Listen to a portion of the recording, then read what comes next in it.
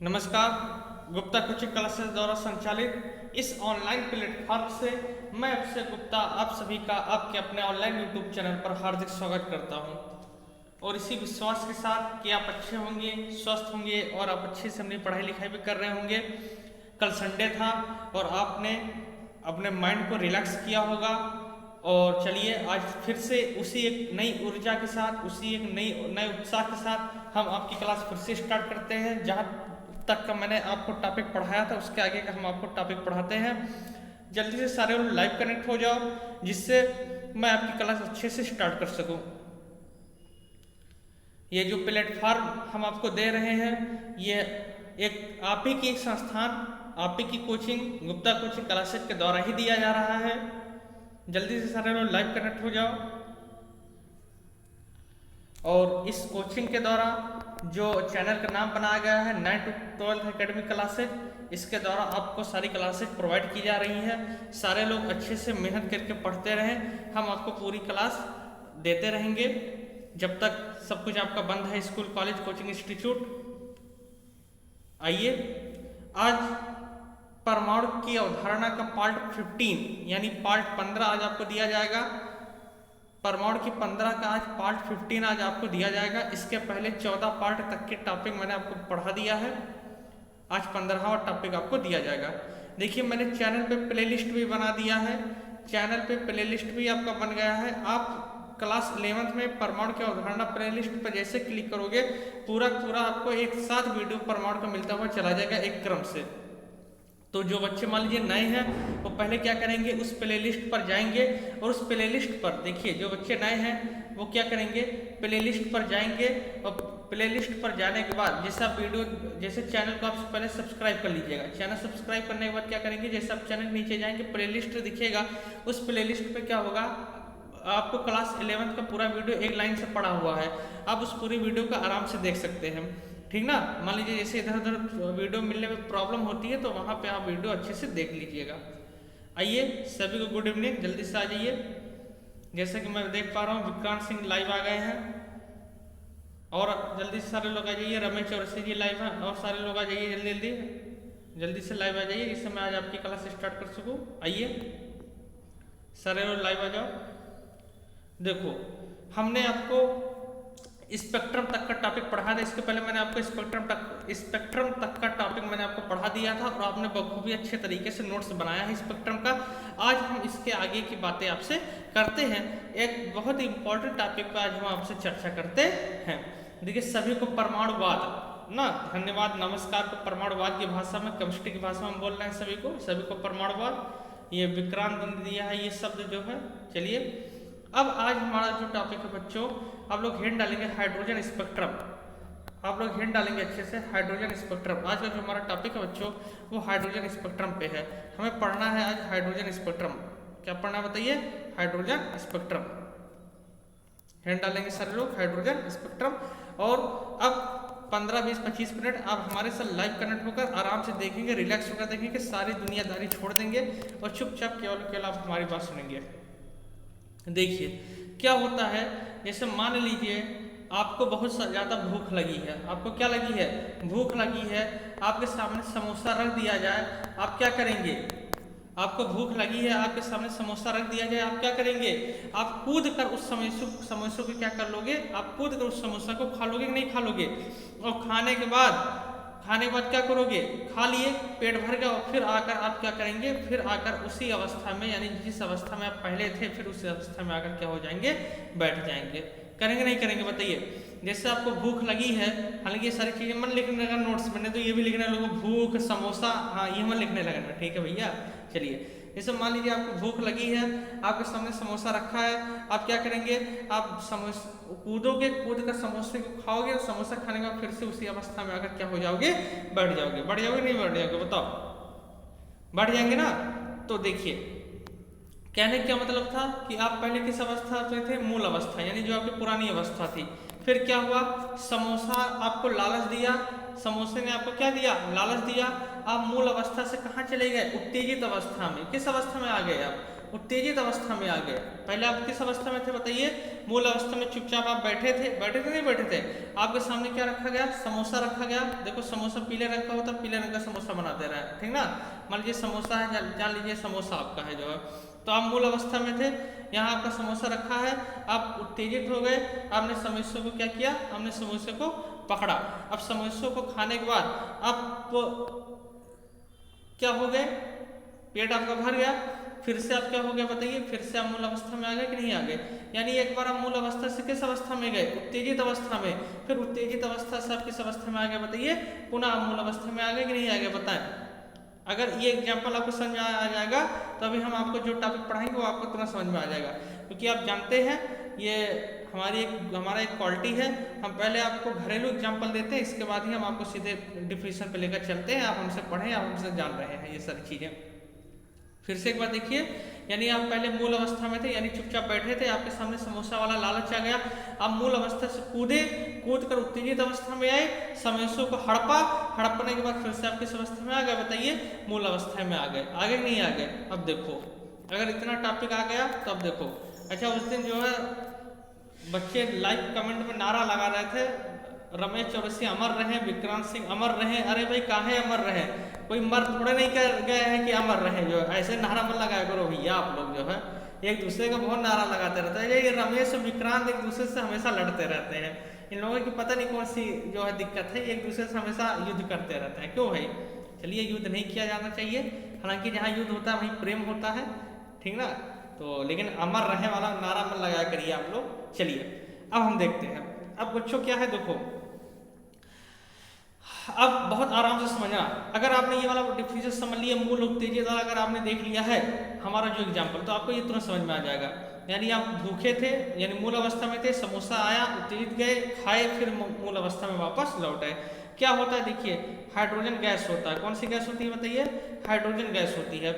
हम hydrogen gas को नीचे से क्या करते हैं बताइए? हम हाइड्रोजन गैस को नीचे से करते हैं गर्म। हाइड्रोजन गैस को क्या किया जाता है बताइए? हाइड्रोजन गैस को गर्म किया जाता है।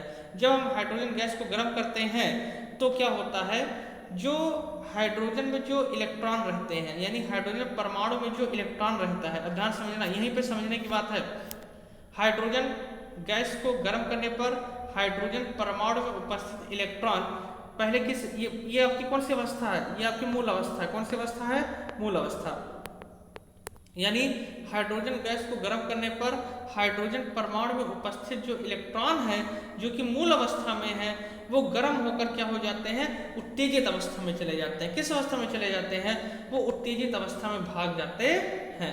बात समझ में आ रही है कि नहीं आ रही है? यानी ऊपर एक लालच वाला बैठा था, ठीक ना, इसने हाइड्रोजन ने उसको देखा और भागकर किस अवस्था में चले गए? उत्तेजित अवस्था में चले गए।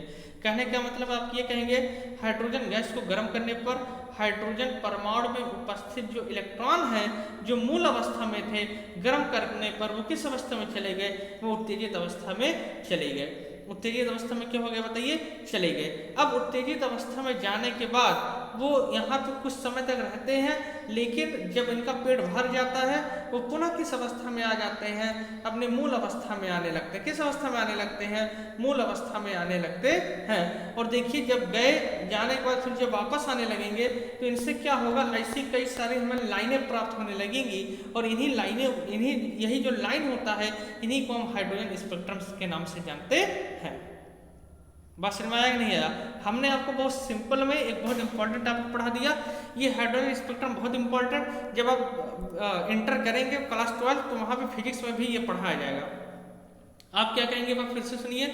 आप ये कहेंगे कि हाइड्रोजन गैस को गर्म करने पर, हाइड्रोजन गैस को क्या करने पर? गर्म करने पर हाइड्रोजन में जो इलेक्ट्रॉन जो कि मूल अवस्था में रहते हैं, वो तुरंत किस अवस्था में चले जाएंगे? आप कहेंगे सर वो चले जाएंगे उत्तेजित अवस्था में। किस अवस्था में चले जाते हैं? उत्तेजित अवस्था में चले जाते हैं। और उत्तेजित अवस्था में जाने के बाद वो वहाँ पर कुछ समय तक रहते हैं, और कुछ समय तक रहने के बाद फिर वो उत्तेजित अवस्था से किस अवस्था में आने लगते हैं? आप कहेंगे वो उत्तेजित अवस्था से फिर से मूल अवस्था में आने लगते हैं। और मूल अवस्था में आने पर ही ऐसे ही कई सारे हमें लाइनें प्राप्त होती हैं, और इन्हीं लाइनों को हम स्पेक्ट्रम के नाम से जानते हैं, हाइड्रोजन स्पेक्ट्रम जिन्हें कहते हैं। बताएं, यहाँ तक का टॉपिक हमको लगता है कि आपको पूरी तरीके से समझ में आ गया होगा। अगर नहीं आया होगा तो भाई समोसा वाला अगर एग्जाम्पल आपको समझ में आया होगा तो यह तुरंत कर ले जाएंगे। बताएं, ठीक ना। मैंने अपना पूरा कोशिश किया है कि मैं आपको अच्छे से समझा सकूं, और मैंने आपको अच्छे से समझाया भी है, ये मुझे विश्वास है, और आपको अच्छे से समझ में भी आया होगा। तो आप इसकी परिभाषा क्या लिखेंगे, एक बार सुन लीजिए आप परिभाषा। आप ये लिखेंगे हाइड्रोजन गैस को क्या करने पर, गर्म करने पर। हाइड्रोजन गैस को गर्म करने पर हाइड्रोजन परमाणु में जो इलेक्ट्रॉन मूल अवस्था में रहते हैं, हाइड्रोजन परमाणु में जो इलेक्ट्रॉन मूल अवस्था में रहते हैं, वो मूल अवस्था वाले इलेक्ट्रॉन उत्तेजित अवस्था में चले जाते हैं। किस अवस्था में चले जाते हैं बताइए, उत्तेजित अवस्था में चले जाते हैं, जहां जहां जहां वो बहुत कम समय, जहां वो बहुत कम समय, यानी कितना समय आप लिखेंगे 10 की घात -6 से 10 की घात -6 से 10 घात -8 सेकंड, यानी बहुत कम समय, जहां वो बहुत कम समय 10 की घात -6 से 10 की घात -8 सेकंड तक रहते हैं, सेकंड तक रहते हैं, और पुनः उत्तेजित अवस्था से, और पुनः उत्तेजित अवस्था से मूल अवस्था में आ जाते हैं, और पुनः उत्तेजित अवस्था से मूल अवस्था में आ जाते हैं, मूल अवस्था में आ जाते हैं, जिससे हमें विभिन्न प्रकार के तरंग दैर्घ्य के लाइनें प्राप्त होती हैं। लाइनें प्राप्त होती हैं, ये लाइनें ही तो है भैया, ये रेखा ही तो है, जिससे हमें विभिन्न प्रकार के तरंग दैर्घ्य के लाइनें प्राप्त होती हैं, जिन्हें हाइड्रोजन स्पेक्ट्रम कहते हैं,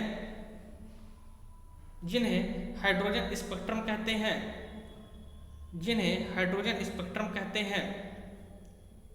उम्मीद करता हूं ये टॉपिक आपको अच्छे तरीके से समझ में आ गया होगा। बताएं, आपको अच्छे से समझ में आ गया है, ये मेरा विश्वास है, ठीक ना। चलिए देखिए, आप लोग क्या किया करिए, जैसे पूरे 24 घंटे का दिन होता है, इस 24 घंटे में आप अपने लिए 1 घंटे निकाला करो। पढ़ने के लिए नहीं, पहले सुनो, पढ़ने के लिए जो होता है वो तो होता है, आप 1 घंटे अपने लिए निकालो, और इस 1 घंटे में आप अपने ऊपर विचार करो, आप चिंतन करो कि आपके लाइफ का एम क्या है, आपके लाइफ का जो एम क्या है, आपके लाइफ का गोल क्या है, what is the aim of your life, what is the goal of your life, आपके लाइफ का एम क्या है, आप किस लिए पैदा हुए हो, ईश्वर ने आपको जो मनुष्य जीवन दिया है वो किस लिए दिया है, आप लाइफ में क्या बनना चाहते हो, आप लाइफ में क्या बनना चाहते हैं, आप इस पे चिंतन कीजिए। और जब आप इस पे चिंतन करेंगे, इस पे मनन करेंगे, यकीनन आपके अंदर एक एनर्जी आएगी, आप फिर से पढ़ने के लिए एक्साइट होंगे, आप खुद फिर से पढ़ेंगे। बात समझ में आ रहा है ना। ये जान लीजिए, ये जो 5-6 साल आपको जो मिले हैं, 5-6-7 साल, ये अगर आप इसमें मेहनत कर लेते हैं अच्छे तरीके से, अगर आप अच्छे तरीके से पढ़ लेते हैं, तो यकीन मानिए आपको फिर दोबारा लाइफ में वापस देखने की जरूरत नहीं पड़ेगी। अगर आप ये 5-6-7 साल मेहनत करके गुजार लेते हैं, तो आपकी पूरी लाइफ एंजॉय में आप गुजारेंगे, ये जान लीजिए, आप पूरी लाइफ एंजॉय करेंगे, इसमें कोई डाउट नहीं है। तो अच्छे से मेहनत करके पढ़ते रहिए, हम आपके साथ हैं, हम आपको अच्छी तैयारी कराएंगे, ये मेरा विश्वास मानिए आप, और आप जो बनना चाहते हैं आप वो बनेंगे। चलिए, तो हाइड्रोजन स्पेक्ट्रम समझ में आ गया। अब आप क्या डालेंगे, आप हेड डालिए, हेडिंग डालेंगे। हेडिंग क्या मतलब, हाँ हेडिंग ही लिखेंगे, ब्लैक पेन से लिखेगा कि हाइड्रोजन स्पेक्ट्रम से विभिन्न प्रकार की श्रेणियां प्राप्त होती हैं, हाइड्रोजन स्पेक्ट्रम से विभिन्न प्रकार की श्रेणियां प्राप्त होती हैं, ये बहुत इंपॉर्टेंट है। हाइड्रोजन स्पेक्ट्रम से विभिन्न प्रकार की श्रेणियां प्राप्त होती हैं। देखिए, जब हाइड्रोजन स्पेक्ट्रम होता है तो हमें देखिए क्या होता है, हाइड्रोजन स्पेक्ट्रम जब होगा तो हमें क्या प्राप्त होगा, बहुत सारी लाइन प्राप्त होगी कि नहीं होगी, ऐसी छोटी बड़ी बहुत सारी हमें लाइन प्राप्त होती है, इन्हीं को हम श्रेणी के नाम से जानते हैं, इन्हीं को क्या नाम जानते हैं, श्रेणी। अब बहुत सारी हमें श्रेणियां प्राप्त होती है, कौन कौन श्रेणी प्राप्त होती है, आप देखिए, जैसे आप पहला लिखेंगे लाइमन श्रेणी, पहला लिखेंगे लाइमन श्रेणी, पहला आप लिखेंगे लाइमन श्रेणी, लाइमन श्रेणी। और लाइमन श्रेणी का देखिए जो फार्मूला आएगा वो आता है 1/λ बराबर RH, 1/λ बराबर RH, फिर 1/1² और माइनस 1/n²। ये लाइमन श्रेणी का फार्मूला है। लाइमन श्रेणी का जो फार्मूला है वो क्या है बताइए, 1 लेमडा बराबर R H 1/1 square minus 1 n square. आपको ये सारी चीजें बहुत ज्यादा विशेष जानने की जरूरत नहीं है, खाली आप श्रेणी याद कर लीजिएगा एक बार, और ये सूत्र आपको रटने की जरूरत नहीं है, लेकिन हम लिखवा दे रहे हैं, आगे आपको काम आएगा, ठीक ना, इसलिए हम आपको लिखवा दे रहे हैं। जब आप ग्रेजुएशन करेंगे, बीएससी करेंगे तो उसमें आपको ये काम लगेगा, तो इसलिए हम आपको लिखवा दे रहे हैं, बाकी इसको आपको रटने की जरूरत नहीं है। ये पहली श्रेणी है लाइमन श्रेणी।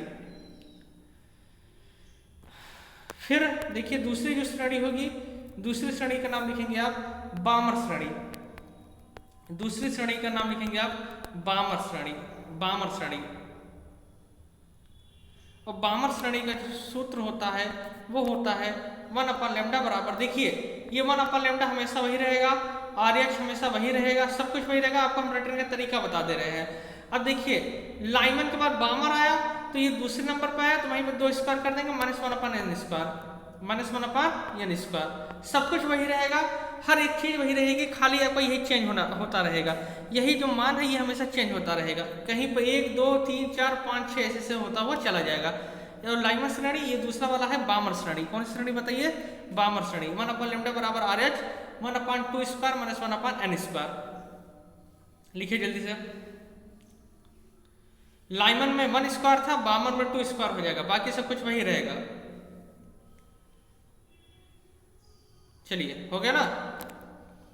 अब अगला है, तीसरा है पाश्चन श्रेणी। जो तीसरा है बच्चों वो है पाश्चन, पाश्चन श्रेणी, पाश्चन, पाश्चन श्रेणी। तीसरा जो हमारा है बच्चों वो है पाश्चन श्रेणी। पाश्चन श्रेणी क्या कहेंगे, पाश्चन श्रेणी में आप ये कहेंगे 1 लेमडा बराबर, 1 लेमडा बराबर क्या हो जाएगा बताइए, आर एच हो जाएगा, सब कुछ वही रहेगा। अब यहाँ पे क्या हो जाएगा 1/3 स्क्वायर और -1/n स्क्वायर। ये सब रटने का तरीका, आपको इसमें कुछ करना ही नहीं है। लाइमन से नहीं, ब्राह्मण से नहीं, पाश्चन श्रेणी, ठीक ना। चलिए लिख लिए, लिख लेंगे आप, बहुत सरल है। इसके बाद 3 हो गया। चौथा जो हम पढ़ेंगे वो हम पढ़ेंगे ब्रैकेट श्रेणी। जो श्रेणियां प्राप्त हो रही है वही लिखवा दे रहे हैं आपको, ब्रैकेट, ब्रैकेट श्रेणी, ब्रैकेट, ब्रैकेट, ब्रैकेट होता ना, ब्रैकेट श्रेणी, ब्रैकेट। चलिए ब्रैकेट श्रेणी आप क्या लिखेंगे, 1 लेमडा बराबर आर एच 1 चौथे नंबर पे है ना 4 स्क्वायर माइनस 1/n स्क्वायर। खाली 4 स्क्वायर कर दीजिएगा, बाकी सब कुछ वही रहेगा। बताएं क्लियर हो रहा है ना, मजा आ रहा है ना, पढ़ने में मजा आएगा, बस थोड़ा सा अच्छे से पढ़ते रहे आप। बताएं क्लियर हुआ। अगला है, पांचवा है बच्चों, पांचवा है फुंड श्रेणी, फुंड, फुंड श्रेणी।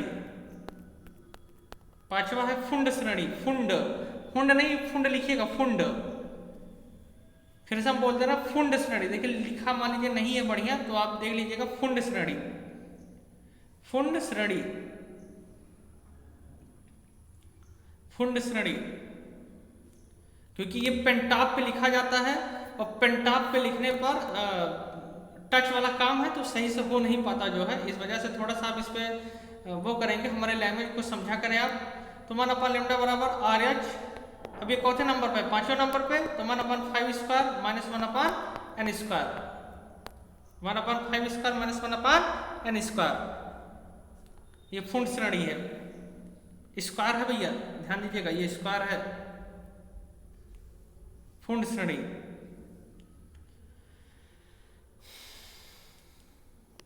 ठीक ना, बताएं। देखिए हालांकि ये चीजें आपको कोई एग्जाम में नहीं पूछा जाएगा, ये हम आपको हाई लेवल में पढ़ा दे रहे हैं, ये एक हाई लेवल की चीजें हैं, हम आपको पढ़ा दे रहे हैं, जिससे आप पढ़े रहेंगे तो आपको बीएससी में सारी चीजें मिलेंगी। अगर आपके घर जो बीएससी कर रहा होगा, आप पूछिएगा उससे कि अगर वो हमारे यहाँ क्लास 11 अगर हमसे पढ़ा रहा होगा, आप उनको सारी चीजें हमारी मिलती रही होंगी, आप उनसे पूछिएगा जो है, ठीक ना। जो चीज़ हम पढ़ाते हैं वो बीएससी से रिलेट करके पढ़ा देते हैं, जिससे सारी चीज़ें आपकी क्लियर होती रहे। तो आप बहुत आराम से पढ़िए, और बहुत एंजॉय करते हुए पढ़िए। केमिस्ट्री आप कहीं भी टफ नहीं लगेगा, जान लीजिए। और छठवां है भैया हम्फी। छठवां है हम्फी श्रेणी। हम्फी श्रेणी। छठवां है हम्फी श्रेणी। हम्फी श्रेणी। हम्फी श्रेणी। इसका सूत्र होता है 1/λ बराबर RH, 1/λ बराबर RH 1/, छठवां नंबर पर है 6² - 1/n²। बस लिख लीजिए फटाक से, ये हम्फी श्रेणी का सूत्र है। बताएं, सब कुछ हम आपको अच्छे तरीके, जैसे देखिए आप क्लास 10th में जब हमसे पढ़ रहे थे तो क्लास 10th में मैंने आपको लगभग चीज़ें 11th की पढ़ा दी हैं। अब जब आप 11th में पढ़ेंगे कई सारी चीज़ें, जैसे देखिए स्टार्टिंग की चीज़ें मैंने आपको क्लास 10th में ही पढ़ा दी थी, जो मैंने 11th में आपको पढ़ाया है ना। और बहुत सारी चीज़ें आपको अभी 11th में ऐसे मिलेंगी जो 10th में आपने पढ़ा है, हमने आपको पढ़ा दिया था। हालांकि वो चीज़ें आपके सिलेबस में बहुत ज़्यादा मायने नहीं रखती थी, वो उसको आने के चांसेस नहीं थे, लेकिन मैंने आपको पढ़ा दिया, हमारे पास टाइम था, मैंने आपको पढ़ा दिया जिससे आपको सरल लगे। तो ऐसे जो चीज़ें मैं आपको 11th में पढ़ा रहा हूँ, यकीन मानिए ये सारी चीज़ें जब आप BSc करने जाएंगे हूबहू आपको सारी चीज़ें मिलेंगी जो है वहाँ पर, ठीक ना। BSc में आपको सारी चीज़ें हूबहू मिलेंगी। बहुत सारे बच्चे हमसे जो 11th 12th पढ़ के बाहर निकल कर गए, वो जब BSc कर रहे थे तो वो बार बार फोन करके हमको बता रहे थे कि सर बहुत सारी चीज़ें आपने पढ़ाई हैं जो कि मिल रही हैं हमको BSc में जो है, क्योंकि BSc की कोचिंग पिछले 1 वर्षों में हमारे पास टाइम हमको नहीं मिला था, इस वजह से मैंने BSc की कोचिंग पिछले वर्ष नहीं चलाई थी। फर्स्ट ईयर की केवल मैंने फाइनल ईयर वालों को पढ़ाया था। बहुत सारी चीज़ें होती हैं, बहुत सारी प्रॉब्लम्स आने लगती हैं, क्योंकि जब आप देखते ही हो जब बैच चलता है इसके बाद कितने सारे ओवरलोड होने लगते हैं हमारे ऊपर जो है, तो टाइम नहीं मिल पाता। हालांकि जो चीज़ हम आपको पढ़ा रहे हैं आप इसको अच्छे से पढ़ते रहें, सारी चीज़ें आपको मिलेंगी। अच्छा, हम बार बार RH लिख रहे थे, अब लिखेंगे, देखिए 6 श्रेणी हो गई, अब ये 6 श्रेणी यही थी, ठीक ना। तो सूत्र आप अच्छे से रट लेंगे, मैं पता है आप एक ही बार एक याद कर लीजिए, 6 आप रट लेंगे। यहाँ पे RH जो होता है बच्चों, उस RH को हम कहते हैं रिडबर्ग नियतांक। RH का जो नाम है बच्चों उसका नाम है रिडबर्ग नियतांक। RH का नाम लिखेंगे रिडबर्ग नियतांक। रिडबर्ग नियतांक RH का जो मान है उसका, RH का जो नाम है उसका नाम है रिडबर्ग नियतांक। रिडबर्ग नियतांक RH का जो नाम है उसका क्या नाम है बताइए, रिडबर्ग नियतांक लिख लेंगे, जहां RH बराबर रिडबर्ग नियतांक, ठीक ना। देखिए चैनल पर जितने भी बच्चे नए हैं वो क्या करेंगे, वो एक बार अपने प्यारे प्यारे हाथों से चैनल को सब्सक्राइब जरूर कर देंगे।